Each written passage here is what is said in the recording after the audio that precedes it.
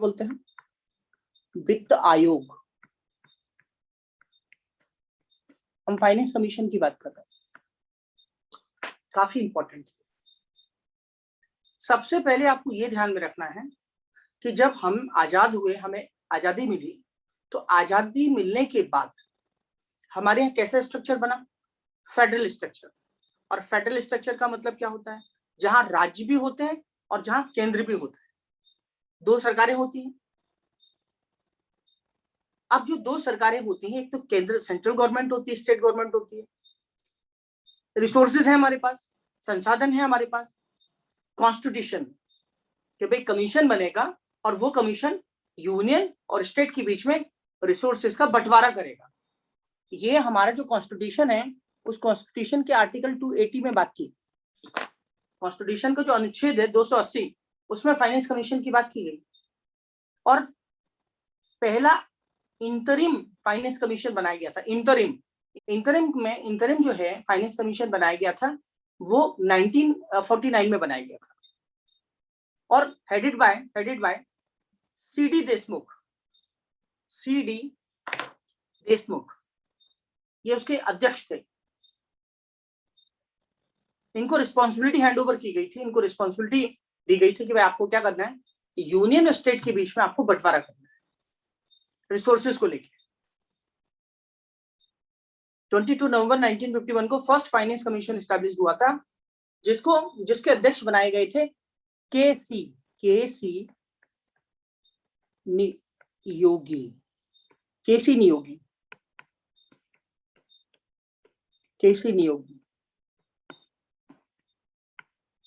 पूछा जाता है कि पहला जो फाइनेंस कमीशन है उसके अध्यक्ष कौन थे? तो कौन थे? केसी नियोगी। देखो आर्टिकल 280 में क्या लिखा है? आर्टिकल 280 में यह लिखा हुआ है कि राष्ट्रपति जी आप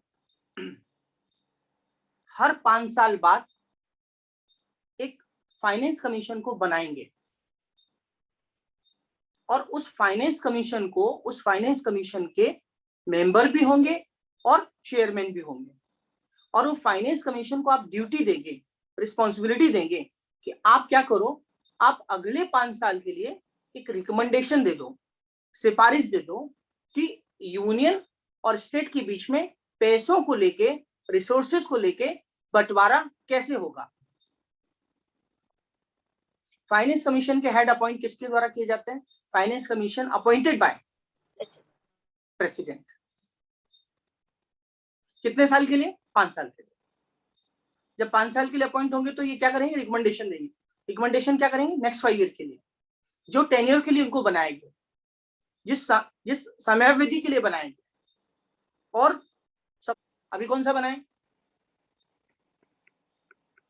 15 फाइनेंस कमीशन। इससे पहले कितने बन चुके हैं? 6। एकदम सही। ये कौन से टेन्योर के लिए? 2021-26 इंपॉर्टेंट है। ये जो 15 फाइनेंस कमीशन है, 15वां वित्त आयोग है, ये 2021 और 26 के लिए है, 21-26 के लिए। अच्छा ठीक है भाई, इन्होंने जो अपनी रिपोर्ट दी है, इन्होंने अपनी रिपोर्ट राष्ट्रपति जी को दी है। फाइनेंस कमीशन अपनी रिपोर्ट किसको दे गए? प्रेसिडेंट साहब को। तो प्रेसिडेंट साहब को जो रिपोर्ट दी है, रिकमेंडेशन दिया है, उस रिकमेंडेशन का जो टाइटल है वो है finance commission during Covid era. ये है इसका टाइटल। हिंदी में क्या है? हिंदी में है वित्त आयोग कोविड के दौर में। ये रिपोर्ट जो है सेंट्रल गवर्नमेंट को जब सौंपी जाती है, कोई भी रिपोर्ट, तो इसका मतलब ये नहीं होता है कि वो बात मान ही ली जाएगी। अब मान लिया रिपोर्ट रिकमेंडेशन दी उन्होंने, मान लिया, एग्जांपल बता रहा हूँ, 50 रिकमेंडेशन दी, हो सकता है उसमें 50 की 50 ना माने। मान रहा हूँ 50 की 50 सरकार नहीं मानेगी। ऐसा होता नहीं है, इम्पॉसिबल है, ऐसा होता ही नहीं है। लेकिन फिर भी ये क्वेश्चन बनेगा, इस पर ध्यान रखना है। ये एडवाइजरी होती है, ये एडवाइजरी होती है, परामर्श। ये सरकार के ऊपर डिपेंड करता है, सरकार मानेगी नहीं मानेगी। तो सरकार ने, मैं यहाँ पे और बता दूं, सरकार ने इसमें मैक्सिमम रिकमेंडेशन को एक्सेप्ट किया है। और ये आर्टिकल 280 में, इसलिए ये कॉन्स्टिट्यूशनल बॉडी है, ये कॉन्स्टिट्यूशनल बॉडी है। हमारे कॉन्स्टिट्यूशन में आर्टिकल है 270, 275 और ये 280। ये 3 आर्टिकल ध्यान रखना, 3 अनुच्छेद। पहले मैंने आपको क्या बताया कि फाइनेंस कमीशन एक कॉन्स्टिट्यूशनल बॉडी है, एक संवैधानिक संस्था है, क्योंकि इसका आर्टिकल 280 में प्रोविजन है, इसलिए संवैधानिक संस्था है। अब यहाँ पे 3 आर्टिकल हैं, 270 है। अब कैसे याद करोगे? 5-5 का गैप कर लो, 70, 75, 80। 3 आर्टिकल किससे रिलेटेड है? 280 तो डायरेक्टली रिलेटेड है। ये जो रिलेटेड है फाइनेंशियल ट्रांजेक्शन से रिलेटेड है। फाइनेंशियल ट्रांजेक्शन हिंदी में क्या बोलते हैं इसको? हिंदी में बोलते हैं धन राशियों का अंतरण, फाइनेंशियल राज्य के बीच। तो कोई तो ग्राउंड होगा ना, किस बेस पे करेगा? बिना ग्राउंड के तो नहीं करेगा। तो इसमें आपको ध्यान रखना है, 2 चीजें होती हैं। एक तो होता है, ये देखो ये क्या है और ये क्या है। एक होता है हॉरिजेंटल और एक होता है वर्टिकल। एक ऊर्ध्वाधर हो गया और एक क्षैतिज हो गया। ये प्रक्रिया है जो फाइनेंस कमीशन अपनाता है। इस बार के 15 फाइनेंस कमीशन में एक होता है, देखो ग्रांट्स होता है, ग्रांट्स।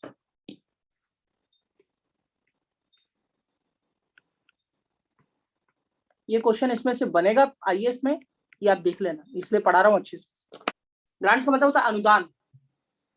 आर्टिकल 280 में क्या मेंशन है? आर्टिकल 280 में ये मेंशन है कि आपको रिकमेंडेशन देनी है, कौन सी? यूनियन स्टेट के बीच में पैसे का बंटवारा करना है, रिसोर्सेज का बंटवारा करना है। साथ ही साथ प्रेसिडेंट साहब जो आपको और भी बोलेंगे वो भी करना पड़ेगा, जो नहीं भी लिखा है। अभी हम किसकी बात कर रहे हैं? ग्रांट्स की बात कर रहे हैं। तो इस बार एडिशनल उनको रिस्पॉन्सिबिलिटीज हैंडओवर क्या की गई हैं? रिस्पॉन्सिबिलिटीज हैंडओवर उनको ये की गई हैं कि जो राजस्व का बंटवारा है, जो रेवेन्यू है, जो आपको रेवेन्यू है वो, सॉरी ग्रांट्स जो है आपको, वो स्टेट को कैसे दी जाएगी? स्टेट को जो ग्रांट्स प्रोवाइड की जाती है उस पर आपको रिकमेंडेशन देनी पड़ेगी। स्टेट को जो ग्रांट्स देती है कौन? Central government. उस पर आपको रिकमेंडेशन देना है। और कैसी grants? Different types of grants. तो फाइनेंस कमीशन पता है क्या है? फाइनेंस कमीशन एक व्हील है, व्हील समझते हो? पहिया। फाइनेंस कमीशन एक व्हील है, ध्यान रखना, एक पहिया है। तो क्या उसका फंक्शन क्या है?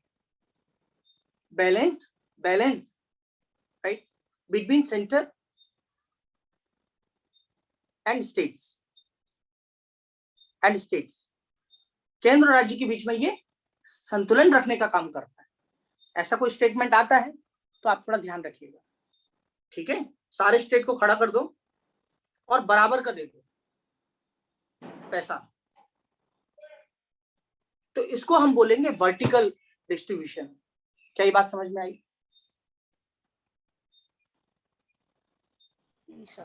कि वित्त आयोग जब भी रिकमेंडेशन देगा, ठीक है, तो उसमें 2 क्राइटेरिया करेगा। एक तो वर्टिकल कर लेगा, सबको इतना % दे दो, वो भी मैं बताऊंगा अभी कितना % देने की बात की है, तो सबको मिलेगा। उसके बाद उन्होंने कहा कि वर्टिकल आपने दे दिया, लेकिन अब उसके बाद जो है आपको हॉरिजॉन्टल भी देना है, और हॉरिजॉन्टल में आपको ध्यान रखना है, पॉपुलेशन का ध्यान में रखना है। तो पॉपुलेशन के साथ साथ फिर आपको ये भी ध्यान में रखना है, एरिया का ध्यान में रखना है, क्षेत्र कितना बड़ा है। भाई सिक्किम तो छोटा है और आपने क्या किया, उसको भी बराबर के पैसे दे दिया। तो एरिया का भी ध्यान में रखना है कि एरिया कितना बड़ा है। राजस्थान बोलेगा एरिया तो भाई हमारा बहुत बड़ा है, हमको ज्यादा पैसे चाहिए। तीसरा क्या है? तीसरा फॉरेस्ट एंड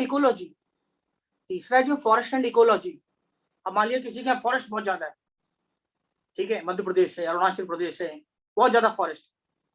तीसरी बात है, एक और फैक्टर है, वो फैक्टर है क्या, इनकम गैप। Income gap. अगली बात उन्होंने और एक बात बताई है कि टैक्सेशन और फिस्कल पॉलिसी। फिस्कल पॉलिसी का मतलब क्या हो गया कि मान लिया आप क्या कर रहे हैं, आपकी एक्सपेंडिचर बहुत ज्यादा है, आप ठीक से आपका स्पेंडिंग गलत है, आप खर्चा ठीक से नहीं करते हैं। लेकिन कुछ स्टेट ऐसे हैं जो बहुत अच्छे से खर्चा करते हैं, मेंटेन करके चलते हैं, तो भाई उनको कुछ तो अलग से मिलना चाहिए ना, वो अच्छा काम कर रहा है, वो अच्छे से खर्चा कर रहे हैं। फिर एक और है, वो है डेमोग्राफिक परफॉर्मेंस। डेमोग्राफिक परफॉर्मेंस के बेसिस पर, किरण अच्छा आपने तो पॉपुलेशन को कंट्रोल किया है, वेरी गुड, बहुत अच्छी बात है, हम तो आपको पैसा देंगे, इस बात का पैसा देंगे। क्या आपको समझ में आ रहा है नेसेसिटी क्या है, आवश्यकता कितनी है? इक्वालिटी का ध्यान रखता है, वर्क परफॉर्मेंस का ध्यान रखता है। लिख रहे हैं parameters recommended by 15th finance commission. कौन कौन से पैरामीटर्स हैं, कौन कौन से मानदंड हैं वो? तो पहला हो गया पॉपुलेशन,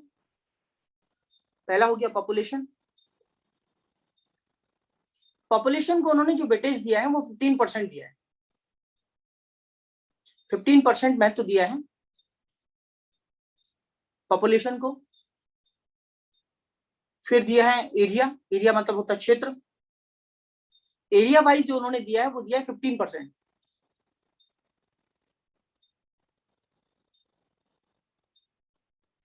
फिर दिया है forest and ecology,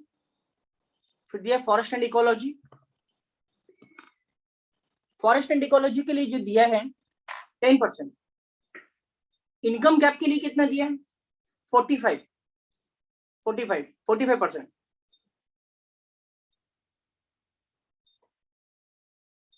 income gap का मतलब हिंदी में क्या है, आय और अंतराल,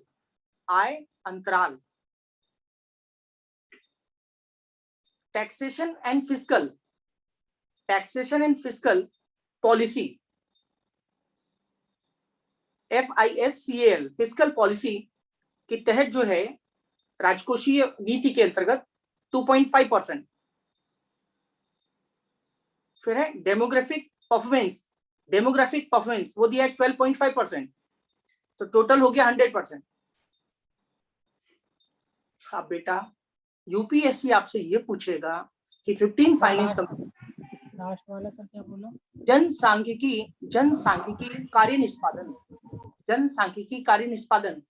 तो यूपीएससी आपसे ये पूछेगा कि आप ये बताइए सबसे ज्यादा महत्व किसको दिया गया है, कौन से पैरामीटर को सबसे ज्यादा वेटेज दिया गया है?